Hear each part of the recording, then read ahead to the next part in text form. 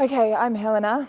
I'm 26, and I probably have suffered with like a combination of quite extreme anxiety and underlying depression, which I didn't realise I had such a problem with until semi-recently.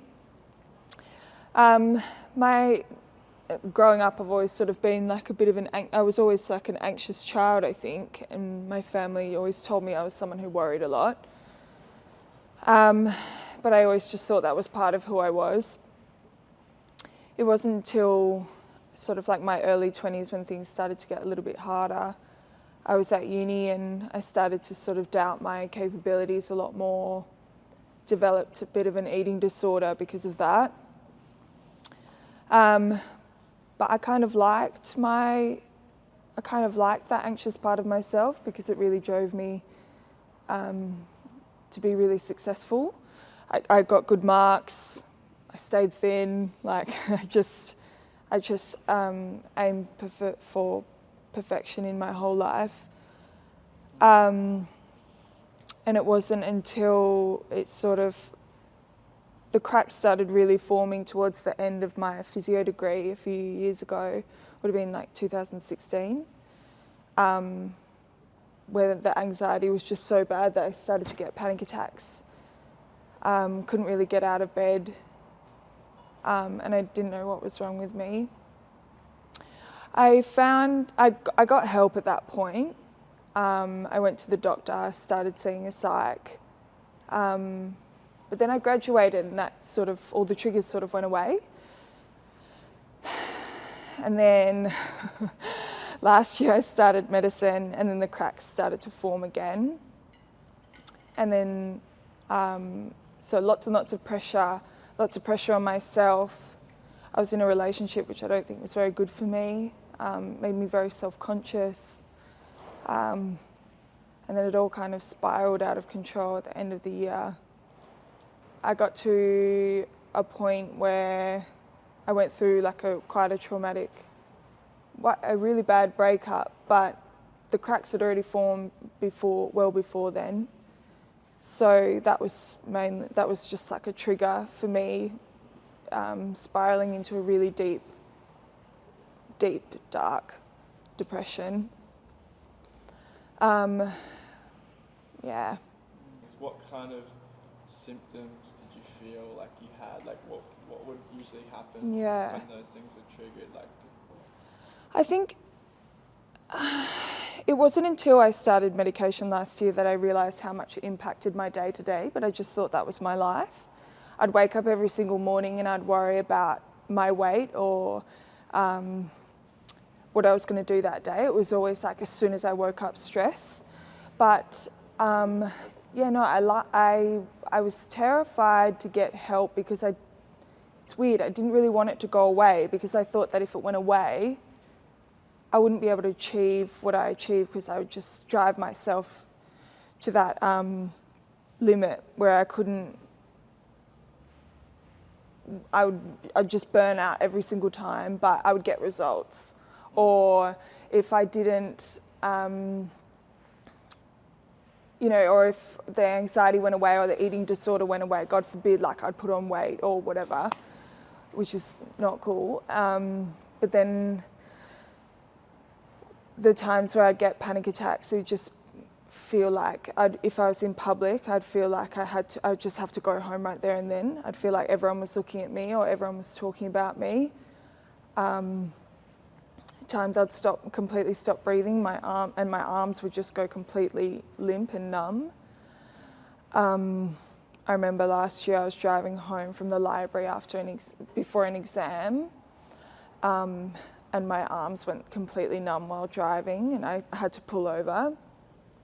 You just can't think, and you just feel really, really, really embarrassed. You just feel like everyone's watching you. what does that low point look like? Yeah. Show us little or as much as you'd like. My lowest point is undeniably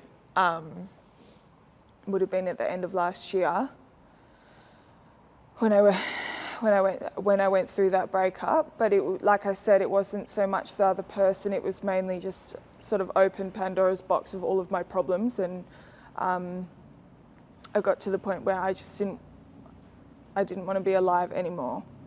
And that is something that I've only ever discussed with my sister, and the only time in my life that I've actually like contemplated not being alive.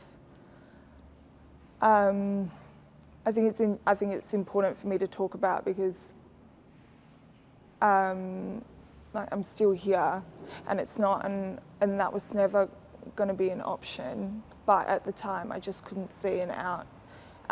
The future just looked so boring.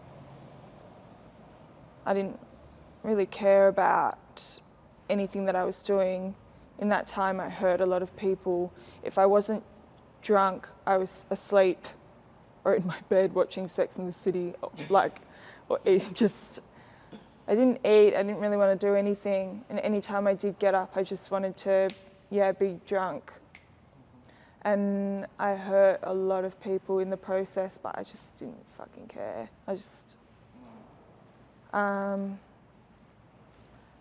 It was, it's taken a really long time, and there are still triggers that bring me back to that time. Like I had one this week, or my first panic attack in the car in a long time. But I think that's something that's important to know, is that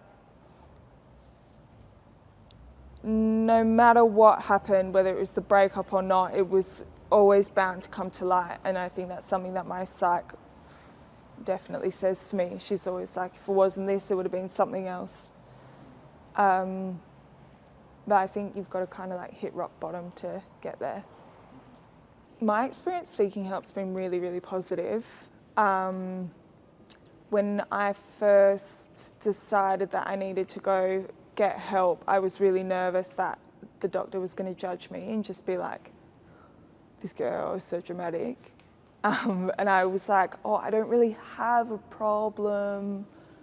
I don't really think I need help. Like, it's not that bad. I didn't really understand what mental illness really looked like, and I didn't really know whether I met like the threshold. I was very anxious about that. But I have an amazing doctor who I've been with now for 6 years, and he manages all of my mental health. He encouraged me to go on medication, which I was really apprehensive about, but he did not push me at all. He's the best. I've been seeing a regular psychologist now once a fortnight for about a year, and she rules. She's the best. She's always on my team, but she doesn't tell me what I want to hear, which I love. Those people definitely saved my life. But it is interesting, when I was going through one of my lowest points at the end of last year, I did have someone who was a very close friend of mine at the end of last year tell me that they could never date anyone who was depressed or on medication. And they obviously didn't know that I was, and that was really, really hurtful for me. I was really nervous that my friends wouldn't accept me for being someone who was sad all the time, because I've always just tried to like cover it up and be very energetic and be sort of party person. But I was really surprised with how much my friends rallied around me, and in those bad times, friends stayed over. I stayed at their houses if I couldn't be alone. If I was alone, I felt like I was going to panic, so someone was with me all the time. I'm also mindful that not everybody has that, so I'm really grateful.